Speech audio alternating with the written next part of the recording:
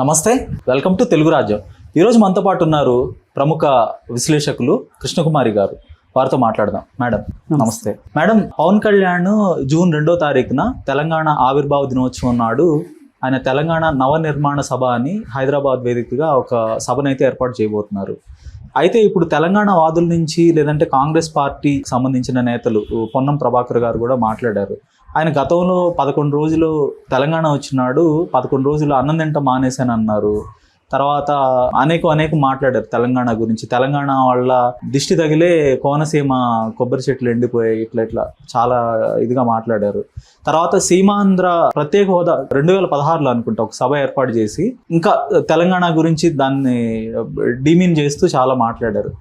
So ఇప్పుడు ఆయన ఇక్కడ ఈ సమావేశం పెట్టడం ఇదంతా దీని గురించి ఏమంటారు? ఇప్పుడు రాజకీయ పార్టీలకి ప్రాంతీయ పార్టీలుగా మొదలైనప్పటికీ వాటి విస్తృతిని అవసరాన్ని బట్టి ఆ పార్టీల్ని విస్తృతం చేసుకునే హక్కు ఈ దేశమంతా ఏ మారుమూలకైనా వెళ్ళి పార్టీలను నిర్వహించుకునే హక్కు ఏ రాజకీయ పార్టీకైనా ఉంది.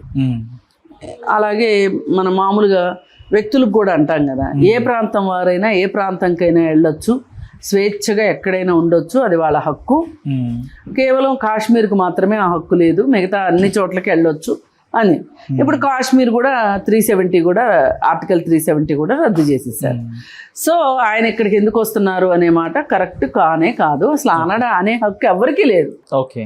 అయితే ఈ ఆంధ్ర తెలంగాణ విడిపోయిన సందర్భంగా ఉద్యమం జరిగే సందర్భంలో ఉద్యమ స్ఫూర్తిని పెంచడానికి, జనాల్లో ఆవేశాన్ని రగిలించడానికి, ఉద్యమ కాంక్షను పెంచడానికి ఇక్కడ రాజకీయ నాయకులు రకరకాలుగా ప్రయత్నం చేశారు. అవి కొన్ని మంచి ప్రయత్నాలు చేశారు, కొన్ని కుట్టిల యత్నాలు చేశారు, రకరకాలు చేశారు. ఆంధ్ర నాయకులు పెత్తనం ఏంటన్నారు, ఆంధ్ర వాళ్ళు ఇక్కడ దోచుకోవడానికే వచ్చారన్నారు. అసలు ఆంధ్ర నాయకులు బొమ్మలు ట్యాంక్ బండి పైన ఎందుకు ఉండాలి, వాటన్నిటిని తీసి ట్యాంక్ బండిలో ఇసిరి కొడతామన్నారు. ఆ ప్రయత్నం కూడా చేశారు. ఎన్నో జరిగినాయి. ఆ తర్వాత మళ్ళీ ఇలా అంటూనే నోటితో మాట్లాడుతా నొసలతో ఎక్కిరిచ్చినట్టు మళ్ళీ ఆంధ్ర వాళ్ళని మేము కడుపులో పెట్టుకుంటాము, బతకటానికి వచ్చిన వాళ్ళని మేమేమనము, కడుపుట్టడానికి వచ్చే వాళ్ళ సంగతి చూస్తాము, ఇలా రకరకాలుగా. అసలు ఈ బతకడానికి వచ్చామంటాం ఏంటి, బతకడానికి పొట్ట చేత పట్టుకుని రావడము ఇవన్నీ. ఇప్పుడు ఇక్కడ వాళ్ళు చాలా మంది వేరే చోట్లకి వెళ్ళారు, వాళ్ళని ఇలాగే అంటున్నారా? దుబాయ్కి వెళ్ళారు, సూరత్లో ఉన్నారు తెలంగాణ వాళ్ళు బోల్డ్ మంది. పాలమూరు లేబర్ అయితే ప్రపంచవ్యాప్తంగా ఉన్నారు. పాలమూరు లేబరు అసలు వలసలు అంటూ మొదలైంది తెలంగాణలో, పాలమూరు నుంచే మొదలైనవి మొదటిసారిగా వలసలు. మరి వాళ్ళని ఎవరైనా మీరు పాలమూరు వాళ్ళని వాళ్ళ మెడలో ఏమన్నా బిళ్ళలు కట్టారా? లేదు కదా. ఏదేమైనా కొన్ని సార్లు పరిధులు, పరిమితులు, హద్దులు అన్నీ చెరిపేసుకుని మాట్లాడారు. సరే, ఆ రోజు ఉద్రిక్తతల పరిస్థితిలో వాళ్ళు మాట్లాడారు అనుకోవచ్చు. రాష్ట్రం విడిపోయిన తర్వాత కూడా కొంతమంది దాన్ని జీర్ణించుకోలేక వాళ్ళు అలాగే మాట్లాడినవి ఉన్నాయి. ఇటు ఉంటాయి, అటు ఉంటాయి. ఎప్పుడైనా ఇప్పుడు ఇద్దరు మనుషులు మాట్లాడుకుంటేనే కాన్ఫ్లిక్ట్స్ ఉంటాయి. ఆ ఇద్దరు మనుషులు ఒక ఇంట్లో మనుషులు అయితే కూడా కాన్ఫ్లిక్ట్స్ ఉంటాయి. పూర్తిగా ఏ మనిషి భార్యాభర్తలు అయినప్పటికీ కూడా వాళ్ళ అభిప్రాయాలు కలవాలని ఎక్కడా లేదు. అలాంటప్పుడు వేరే ప్రాంతాల వాళ్ళు, మీరు అన్నట్టుగానే వేరే పార్టీల వాళ్ళు సయోధ్య ఎట్లా కుదురుతుంది చెప్పండి? కాకపోతే వాళ్ళ ఏకైక లక్ష్యం అధికారం అయినప్పుడు మట్టుకు ఆంధ్రప్రదేశ్లో ఎలా కూటమి పేరుతోటి 3 పార్టీలు ఏకమయ్యి అధికారాన్ని చేజిక్కించుకున్నాయో అట్లాంటి ఒక ఉద్దేశం ఉంటే గనక ఒక కామన్ ప్లాట్ఫామ్ ఏర్పడుతుంది తప్పితే మిగతా అప్పుడు ఒకళ్ళు డిష్యూ అనుకుంటారు. అంతెందుకు తెలుగుదేశంకిను జనసేనకి ఏమి కొట్లాటలు జరగలేదా? ఎటు తిరిగి ఆయనకి హైకమాండ్ నుంచి రోడ్డు మ్యాప్ వచ్చిన తర్వాతనే ఆయన తెలుగుదేశం పట్ల కాస్త తిన్నగా మాట్లాడుతున్నాడు పవన్ కళ్యాణ్. అంతకుముందు తెలుగుదేశంతో ఎట్లా మాట్లాడేవాడు అందరికీ తెలిసిన విషయమే కదా. రోడ్డు మ్యాప్ ఏమి ఇచ్చింది, నువ్వు మనకు చంద్రబాబు నాయుడుతో అవసరం ఉంది, ఆ రాష్ట్రంలో మనం జగన్మోహన్ రెడ్డిని ఓడించాలి అంటే ముగ్గురం కలిసి ఉండాల్సిందే, దాని ప్రకారం నువ్వు ఉండాల్సిందే అని వాళ్ళు ఒక హితబోధ చేస్తే వీళ్ళు ముగ్గురు కలిసి మొత్తానికి జగన్మోహన్ రెడ్డిని ఇంట్లో కూర్చోబెట్టారు. అందరికి తెలిసిన విషయమే కదా ఇది, నేను ప్రత్యేకంగా చెప్పక్కర్లా. అదే సినారియో తెలంగాణకు వస్తే ఇవాళ ఎందుకు ఒక సందర్భాన్ని పురస్కరించుకుని ఆయన తెలంగాణ మీదకి ఎందుకు వస్తున్నట్టు? తెలంగాణ వాళ్ళ మాటల్లోనే మాట్లాడాలి అంటే ఒకటే, ఇక్కడ ఏదో రాజకీయ అవసరం ఉంది, లేకపోతే ఎందుకు వస్తాడు? పైగా మొన్నటికి మొన్న ప్రొఫెసర్ నాగేశ్వర విషయంలో కొంచెం ఇక్కడ వాళ్ళు కొంతమంది అతిగా స్పందించారు. దానికి ఆయనకి మనస్తాపం కలిగి ఉంటుంది, ఈగో హర్ట్ అయి ఉంటుంది. దాని గురించి ఒక కారణం. ఇంకా రెండో కారణం ఏంటి అంటే ఈయనపై ఈయన్ని బ్లాక్మెయిల్ చేయటం కోసం ఆయన భూముల గురించి మాట్లాడడం. వీళ్ళు మాట్లాడగలిగినంత వ్యవహారం అయితే అక్కడ లేదు. అక్కడ ఉన్నది ఏంటి అంటే అవి సిక్కం భూములు, FTL భూములు, బఫర్ జోన్ భూములు అని మీరే చెప్తున్నారు. FTL అని మీరే చెప్తున్నారు. అక్కడ శాశ్వత కట్టడాలు ఏమీ లేవు, వ్యవసాయం చేస్తున్నాడు, కడీలు బాతారు, ఇవన్నీ మీరు మాట్లాడుతున్నారు. సరే, ఎవరైనా సరే ఈ రోజు అక్కడికి వెళ్ళి ఫిజికల్గా ఏముందో చూసి వచ్చిన వాళ్ళు ఉన్నారు ఎవరన్నా? అసలు ఎందుకు FTL రిజిస్ట్రేషన్ ఎట్లా జరిగింది అని మాట్లాడుతున్నారు. రిజిస్ట్రేషన్ చేసిన రిజిస్ట్రార్ని అడగాలి. అసలు రైతుకు పట్టా ఉందా లేదా, అది ఏ పట్టా అన్నా కావచ్చు. లావణ్య పట్టాలు రిజిస్ట్రేషన్ చేయకూడదు అంటున్నారు, కొన్ని కాంటెస్ట్లో చేయొచ్చు అంటున్నారు. ఇప్పుడు రిజిస్ట్రేషన్ జరిగిందా జరగలేదా? జరిగింది. జరిగినప్పుడు రిజిస్ట్రేషన్ చేసిన అధికారిని ఫస్ట్ శిక్షించాలి. ఇప్పుడు దొంగతనం ఒకళ్ళు చేయమనొచ్చు, చేసినోడిని పట్టుకుంటారు కదా ఫస్ట్, తర్వాత చేయమన్నోడిని కూడా పట్టుకుంటారు, అది వేరే విషయం. ముందుగా ఆలోచించేది ఏంటి? చేసిన వాళ్ళే బాధ్యత ఉంటుంది. ఇప్పుడు ఇదే మాట ఏమడుగుతున్నారు? నాగార్జున ల్యాండ్స్ అయితే రాత్రికి రాత్రి కూల్చేశారు, ఎందుకు కూల్చలేదు? నాగార్జున అక్కడ శాశ్వత కట్టడాలు కట్టాడు, వ్యాపారం చేస్తున్నాడు. అక్కడ వ్యవసాయం చేసుకోమంటే వ్యాపారం చేస్తున్నాడు, అందుకే తీసేశారు. అక్కడేమీ అలాంటి వ్యాపారం ఏమీ లేదు. పైగా ఇంకా కొంచెం ముందుకెళ్ళి ఆయనకి సామాజిక స్పృహ లేదా? పక్కన వాడెవడో పెద్ద పెద్ద బిల్డింగ్లు కడుతున్నాడు, వాడి గురించి ఎందుకు కంప్లైంట్ చేయలేదు అని. అక్కడ VROనో అక్కడ కావలికారో ఆ లోకల్ ఆ ఊరు సర్పంచో వాళ్ళెవరికి లేని విషయం పవన్ కళ్యాణ్కి కావాలి. ఇదేనా మీరు మాట్లాడేది? అయితే ఇక్కడ నాలాంటి వాళ్ళకున్న అభ్యంతరం ఏంటి అంటే, ఇక్కడ ఎందుకు ఈ టైంలో సరే ఈ భూమి గురించి మాట్లాడారు, నేనేంటో కూడా చూపించాలి అనే ఉద్దేశం ఆయనకు వచ్చినట్టుంది.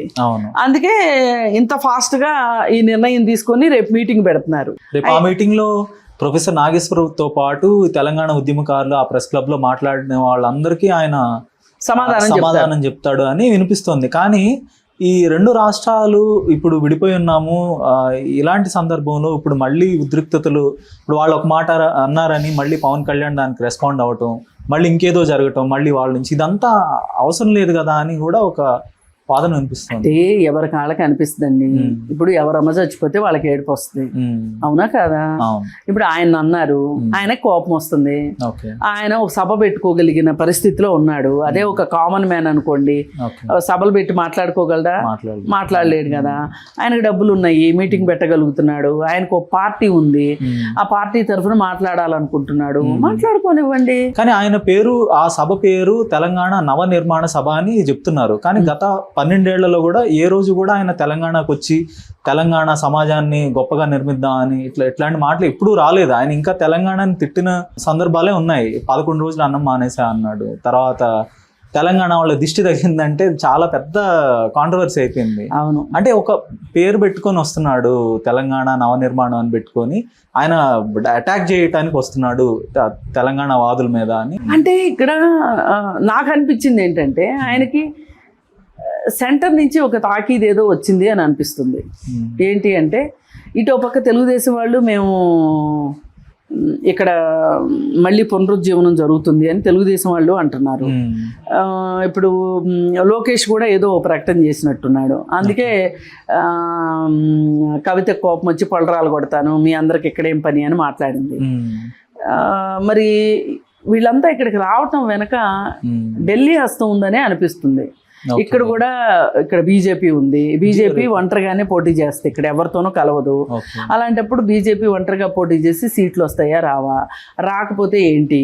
ఇప్పుడు మొన్నే మోడీ వచ్చి చెప్పెళ్ళాడు ఇక నెక్స్ట్ టార్గెట్ తెలంగాణనే అని. మరి అలాంటప్పుడు బీజేపీ, తెలుగుదేశం, జనసేన ఈ 3 పార్టీలు కలిసి ఇక్కడ కూటమిగా ఏర్పడి ఇక్కడ మరి ఏ మాటకు ఆ మాట టిఆర్ఎస్ సరిగా లేదు, వాళ్ళు కాస్త ఇబ్బందుల్లో ఉన్నారు. ఈ జిహెచ్ఎంసీ ఎలక్షన్స్ వస్తున్నాయి ఇమీడియట్గా. ఈ జిహెచ్ఎంసీ ఎలక్షన్స్లో ఈ ముగ్గురు కలిసి ఏదో కొంచెం ఓ జెండా బాతాలనే ఉద్దేశంలో ఉన్నారు. ఇప్పుడు పోయినసారి బీజేపీ ఒక్కటి పోటీ చేసే దాదాపు